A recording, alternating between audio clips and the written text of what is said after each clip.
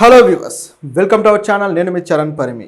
ఆంధ్రప్రదేశ్ రాజకీయాల్లో ఆళ్ల మోహన్ సాయిదత్ అనే పేరు ఇప్పుడు ఒక చిన్నపాటి అలజడైతే సృష్టిస్తుంది.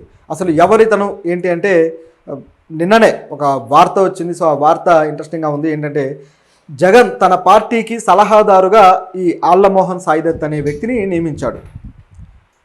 అయితే ఒక సేయింగ్ ఉంటుంది, శత్రు శిబిరం నుంచి ఒక ఎవరినైనా పటాయిస్తే చాలు ఇక వాళ్ళ లోపాలన్నీ తెలిసిపోతాయి అన్నట్టుగా. సో పాత రోజుల్లో యుద్ధ వ్యూహాలు ఉండేవి.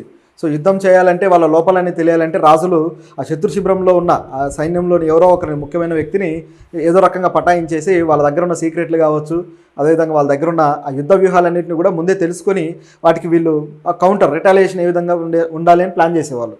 ఇది పాత రోజుల్లో ఒక యుద్ధ వ్యూహాల్లో జరిగేది.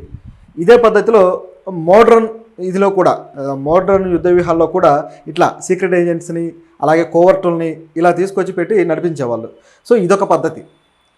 ఇట్లా రకరకాల పద్ధతులు ఉండేవి. అంటే అవతల వాళ్ళ ఇన్ఫర్మేషన్ అంతా తీసేసుకొని వీళ్ళు కొత్తగా స్ట్రాటజీ రూపొందించుకోవడం. ఇప్పుడు ఈయనని నియమించడంలో కూడా జగన్ ఇటువంటి స్ట్రాటజీనే పాటిస్తున్నాడా అన్నట్టుగా కనిపిస్తుంది చూస్తుంటే. ఎందుకంటే ఈ ఆళ్ల మోహన్ సాయిదత్ ఏంటి, అసలు ఈయన కథ ఏంటి, ఎక్కడి నుంచి వచ్చాడు ఏంటి అని చూస్తే చంద్రబాబుకి సరిగ్గా ఏదైనా కౌంటర్ కావాలి అంటే దానికి సరైన వ్యక్తి ఇతనే అని చెప్పేసి జగన్ ఈయన్ని పిక్ చేసుకున్నాడు.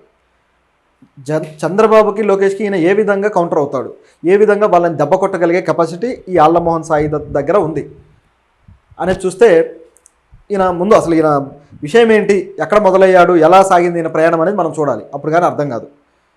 ఇతను చెన్నైలో ఐఐటి చదివాడు.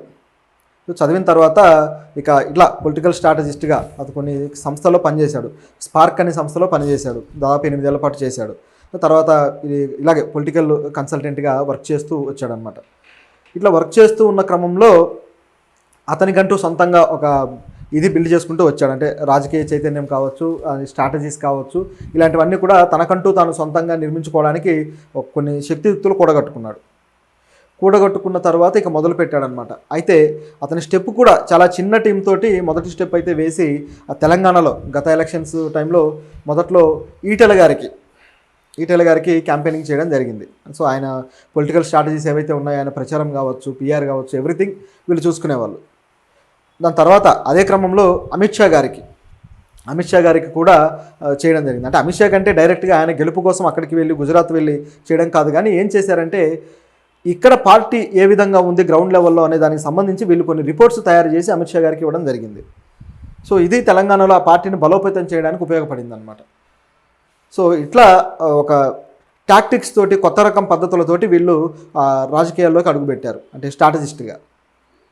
సో ఈ వ్యక్తిని ఇప్పుడు జగన్ గారు నియమించుకున్నారు. అయితే జగన్కి ఈయన ఎక్కడ దొరికాడు ఏంటి, అసలు ఈయన మీద అంత నమ్మకం ఏంటి అనేది కూడా ఆశ్చర్యకరంగానే ఉంది. ఎందుకంటే ఇతనేమి ఐపాక్ లాగా లేకపోతే ప్రశాంత్ కిషోర్ లాగా ఒక పెద్ద ప్రభుత్వాలను ఏర్పరిచేంత కెపాసిటీ ఉన్న వ్యక్తి కాదు. అదేవిధంగా పెద్ద నెట్వర్క్ లేకపోతే పెద్ద టీం కూడా లేదు ఈయనకి, చాలా చిన్న టీం ఉంటుంది. సో దీంతో ఈయన ఈ విధంగా నడిపించుకొని జగన్ మనసు గెలుచుకున్నాడంటే ఏం జరుగుంటుంది, ఎవరికైనా డౌట్ వస్తుంది కదా, ఇప్పటిదాకా వినని పేరు, ఎలా ఇతను జగన్ మనసు గెలుచుకున్నాడు అని. పార్టీ శ్రేణులు అయితే అసలు ఎవరినో తెచ్చి నెత్తిన పెట్టుకుంటున్నాడు ఏంటి అని చెప్పేసి ఆశ్చర్యపోతున్నారట. సో ఇక్కడ ఉన్న మతలబ్ ఏంటయ్యా అంటే ఈ సాయిదత్ అనే వ్యక్తి గతంలో లోకేష్కి మంగళగిరిలో ఆయన పొలిటికల్ స్ట్రాటజిస్ట్గా ఈయన వ్యూహాలు అనేవి అమలుపరిచాడు. సో ఇది ఇక్కడ ఉన్న అసలు విషయం. లోకేష్కి వ్యూహాలు అమలుపరచడంలో ఈయన కొంత పాత్ర ఉంది. సో దీంతోపాటు గతంలో తెలంగాణలో కూడా ఈటలతోనే కాకుండా కొంతమంది బీజేపీ నాయకులకి, మొత్తం బీజేపీకి పూర్తి స్థాయిలో క్యాంపెయినింగ్ చేశారు పార్టీ మొత్తానికి కూడా. సో చేయడంతో ఇక్కడ దాదాపు 8 సీట్లు అయితే బీజేపీ గెలిచింది. అంటే గతంలో ప్రభుత్వంలో ఉన్న బీఆర్ఎస్కి సమానంగా అన్ని సీట్లు గెలిస్తే ఈయనకు పెద్ద గుర్తింపు అయితే రాలేదు. సో గుర్తింపు రాకపోయేసరికి ఎందుకని రాలేదు ఏంటి అని చెప్పేసి అది కూడా ఒక చర్చగా మారింది ఇప్పుడు. ఎందుకంటే ఆ ప్రభుత్వంలోకి బీజేపీ రాలేదు కాబట్టి ఆ గుర్తింపు అనేది తనకి దక్కకుండా పోయింది. కాంగ్రెస్ పార్టీ వచ్చింది కాబట్టి కాంగ్రెస్ పార్టీకి స్ట్రాటజిస్ట్గా వ్యవహరించిన సునీల్ కనుగోలుగా గుర్తింపు వచ్చింది. సునీల్ కనుగోలు కూడా తెలుగువాడే, తెలిసిందే. ఐపాక్లో ప్రశాంత్ కిషోర్ దగ్గర పనిచేసిన వ్యక్తి. ఆ తర్వాత ఆయన సొంతంగా తన ఒక టీంని ఏర్పాటు చేసుకొని సొంతంగా కంపెనీ పెట్టి ఇప్పుడు ఆయన స్ట్రాటజిస్ట్గా మొదట్లో కర్ణాటకలో కాంగ్రెస్కి స్ట్రాటజిస్ట్గా చేశాడు. అక్కడ సక్సెస్ సాధించి ఆ తర్వాత ఇక్కడ కూడా తెలంగాణలో కూడా ఆయనే వచ్చి వర్క్ చేయడము, అలాగే డీకే శివకుమార్ ఆధ్వర్యంలో కొంత పని చేయడం, ఇదంతా చేసి ఇక్కడ కూడా సక్సెస్ సాధించాడు. సో ఇప్పుడు దేశంలో ఉన్న పేరు మోసిన స్ట్రాటజిస్టులు ఎవరయ్యా అంటే మొదటగా ప్రశాంత్ కిషోర్ పేరు చెప్పుకుంటే ఆ తర్వాత సునీల్ కనుగోలు పేరే చెప్పుకోవాలి. సో అంత ఇమేజ్ అయితే అతను సంపాదించుకున్నాడు. ఆ తర్వాత మరొక తెలుగు వ్యక్తి ఇతను సాయి దత్. అయితే ఇతనికి అంత ఇమేజ్ ఏమీ లేదు. నిజానికి జాతీయ స్థాయిలో చాలామంది స్ట్రాటజిస్టులు ఉన్నారు పార్టీలకు చేస్తున్న వాళ్ళు. సో ఇతను ఇప్పుడే మొదలయ్యాడు. గత కొద్దిగా కాలంగా ఆ బీజేపీకి అయితే కాస్త లాయల్గా ఉంటూ ఆ పని చేసుకుంటూ వచ్చాడు. ఇప్పుడు వైఎస్ఆర్సీపీకి తీసుకోవడం జరిగింది. దీంట్లో ఉన్న మతలబ్ ఏంటి అనేది ఈ లోకేష్ ఏదైతే మంగళగిరిలో ఆయన క్యాంపెయినింగ్ చేశాడో దాన్ని బట్టి మనం అర్థం చేసుకోవాలి. చంద్రబాబు గారి దగ్గర కూడా పనిచేశారట. ఆయనకు కూడా పార్టీకి సంబంధించిన కొన్ని రిపోర్ట్స్ అయితే ఇవ్వడం జరిగింది. సో దీనికి సంబంధించి ఈ పార్టీలో గ్రౌండ్ లెవెల్లో ఏం జరుగుతుంది, అలాగే లోకేష్ గారి గెలుపుకి గతంలో ఈయన ఏ విధంగా కష్టపడ్డాడు, ఏం జరిగింది అనేది అంతా కూడా ఈయన దగ్గర ఇన్ఫర్మేషన్ ఉంది. అంటే ఈ పార్టీకి సంబంధించిన మంచి చెడ్డ ప్రతిదీ కూడా ఈ సాయి దత్ దగ్గర ఉంది. సో దీన్ని ఉపయోగించుకొని ఇప్పుడు జగన్ ఆ పార్టీని దెబ్బ కొట్టడానికి వ్యూహాలు రచించబోతున్నాడు అనేది ఇక్కడ మనకు చూస్తే కనపడుతుంది. నిజానికి ఈయనకి స్ట్రాటజిస్ట్ అనకుండా సలహాదారు అని చెప్పేసి ఏదో ఒక డిఫరెంట్ ఇది పెట్టడానికి ట్రై చేశాడు జగన్. ఎందుకంటే మామూలుగా అయితే సలహాదారులు ఎవరికి ఉంటారు, ప్రభుత్వానికి ఉంటారు, అంటే మంత్రులకు ఉంటారు సలహాదారులు, అలాగే సీఎంకు ఉంటారు. కానీ అలా కాకుండా అంటే కొన్ని శాఖలకి సలహాదారులుగా ఉండి ఆ శాఖలకు సంబంధించిన ఏమైనా అమెండ్మెంట్స్ లేకపోతే పథకాలు వచ్చినప్పుడు వాటికి సంబంధించిన సూచనలు చేస్తుంటారు. ఇలా కాకుండా పొలిటికల్ స్ట్రాటజిస్ట్ అనేవాడు పార్టీకి ఏ విధంగా గెలుపొందాలి, పార్టీ ఏ విధంగా పనిచేయాలనే స్ట్రాటజీస్ రూపొందిస్తూ ఉంటారు తప్పితే సలహాలు ఇస్తూ కూర్చోరు. అసలు సలహాలు అనేది పూర్తిగా వేరే యాంగిల్. కాకపోతే జగన్ మరి ఈయనకి పదవి ఈ విధంగా ఇవ్వడం అనేది ఆసక్తికరంగా మారింది. నా ఉద్దేశం అంటే నాకేమనిపిస్తుందంటే జగన్ నా తర్వాత నేను ఎవరి సలహాలు వింటాను అంటే ఇతని సలహాలు మాత్రమే వింటాను, సో నా తర్వాత అంతటి వ్యక్తి తను అని చెప్పేసి పార్టీ శ్రేణులందరికీ కూడా ఆయన ఇమేజ్ను చూపించడం కోసం ఆయనకు ఇది ఇచ్చాడేమో అనిపిస్తుంది. ఒట్టిగా స్ట్రాటజిస్ట్ అంటే ప్రతి ఒక్కరు కూడా స్ట్రాటజిస్టే కదా అని క్యాజువల్గా తీసుకునే అవకాశం ఉంది.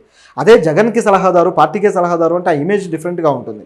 కాబట్టి ఇప్పటిదాకా సజ్జల గారు ఏ విధంగా అయితే జగన్ పక్కన చేరి ఆయన సలహాలతోటి ఏ విధంగా నడిపించాడో అటువంటి స్థాయిని ఇతనికి పార్టీ శ్రేణుల్లో ఇవ్వడం కోసం ఇటువంటి పేరు ఒకటి పెట్టినట్టుగా కనిపిస్తుంది ఓవరాల్గా చూస్తే. మరి ఇతని మాటలు వింటారా అంటే జగన్ మామూలుగానే ఎవరి మాట వినే రకం కాదు. ఆ సజ్జల గారి మాట మాత్రమే విన్నారు. చివరికి ఆయన పూర్తి స్థాయిలో పార్టీ లోపల ఏం జరుగుతుంది, ఆ కింది స్థాయిలో అంటే గ్రామ స్థాయి నాయకులు అలాగే సెకండరీ గ్రేడ్ నాయకులు వీళ్ళందరూ ఏం చేస్తున్నారు అనేది పెద్దగా వాళ్ళు గ్రహించకుండా సరైన అవగాహన లేకుండా మొత్తానికి డ్యామేజ్ చేసుకొని పార్టీ కేవలం 11 సీట్లకు పరిమితమైంది. ఇటువంటి తరుణంలో ఇటువంటి వ్యక్తి రావడంతో ఖచ్చితంగా ఈ సజ్జల గారి కన్నా కాస్త బెటర్ వ్యూహాలతోటి రూపొందించడానికి ఎన్ని తీసుకున్నట్టుగా కనిపిస్తుంది. సో ఇక్కడ మరొక అంశం ఏంటంటే సజ్జలని ఇప్పటిదాకా జగన్ దూరం పెడుతున్నాడు అని చెప్పేసి కొన్ని వార్తలు వచ్చాయి. మనం కూడా మాట్లాడుకున్నాం దాదాపు సజ్జలను దూరం పెట్టినట్టే. ఈయనకి ఈ పదవి ఏదైతే వచ్చిందో దీన్ని బట్టి గమనించి చూస్తే ఇక సజ్జలకి దాదాపు గుడ్ బై చెప్పినట్టే కనిపిస్తుంది. ఎందుకంటే సజ్జల మీద జగన్కి కొద్దిగా కోపం కూడా ఉంది. ఎందుకంటే వాస్తవ పరిస్థితుల్లో ఆయనకు రీచ్ చేయడంలో సజ్జల ఫెయిల్ అయ్యారు. సో దాంతో అంటే కొన్ని రీచ్ చేసినా ఆయన పట్టించుకోలేదు అనుకోండి జగన్. సో ఇద్దరు పొరపాటు ఉంది. కాకపోతే రాజే గెలుస్తాడు కాబట్టి ఆయన అధికారం ప్రకారం సజ్జలని ఇప్పుడు సైడ్ చేసేసి ఆయన స్థానానికి ఈయనను తీసుకొచ్చినట్టు కనిపిస్తుంది. అయితే మరి సాయి దత్ నిజంగా తన వర్క్లో సక్సెస్ అవుతాడా లేదా అనేది ఇక చూడాల్సి ఉంది. ఎందుకంటే తెలంగాణలో అయితే బీజేపీ కొద్ది గొప్ప ఇది ఇవ్వగలిగాడు. 8 సీట్లు అంటే నాటే జోక్, చాలా కష్టం అయినా సాధించగలిగారు.